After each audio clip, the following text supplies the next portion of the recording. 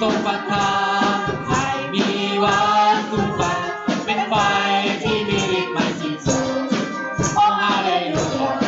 โอ้ฮาเลลูยาสรรเสริญพระผู้เป็นเจ้าโอ้ฮาเลลูยาโอ้ฮาเลลูยาสรรเสริญพระผู้เป็นเจ้าดวงใจของข้าเผาพังร้อนรนเต็มร้อนด้วยไฟพระวิญญาณที่ทรงประทานไม่มีวันสูญไปเป็นไฟที่มีฤทธิ์ไม่สิ้นสุดโอ้ฮาเลลูยาโอ้ฮาเลลูยาสรรเสริญพระผู้เป็นเจ้าโอ้ฮาเลลูยาโอ้ฮาเลลูยาสรรเสริญพระผู้เป็นเจ้าอย่ากลัวเลยอย่ากลัวเลยเพราะเราอยู่กับเจ้าอย่าพยายามเพราะเราเป็นพระเจ้าของเจ้าเราจะดูกำลังของเจ้าเราจะช่วยเจ้าเราจะชูเจ้าด้วยมือขวา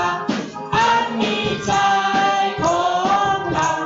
เราจะชูเจ้าด้วยมือขวาอันมีชัยของเราอย่ากลัวเลยอย่ากลัวเลย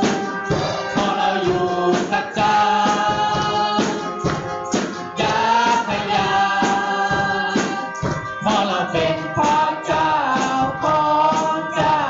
เราจะดูกำลังของเจ้าเราจะช่วยเจ้าเราจะชูเจ้าด้วยมือขวาอันมีชัยของเราเราจะชูเจ้าด้วยมือขวาอันมีชัยของเรา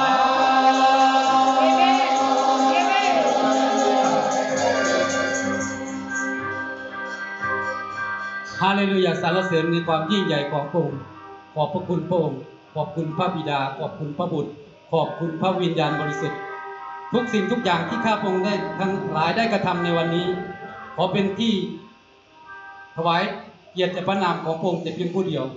ขอพระพรนั้นตกถึงข้าพระองค์ทั้งหลายที่เข้ามาสรรเสริญนมัสการพระองค์ในเช้าวันนี้และผู้ที่เชื่อในพระนามของพระองค์ขอบคุณและสรรเสริญพระองค์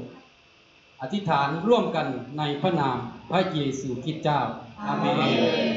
ครับพี่น้องค พ รับ ระเจ้าอวยพรครับ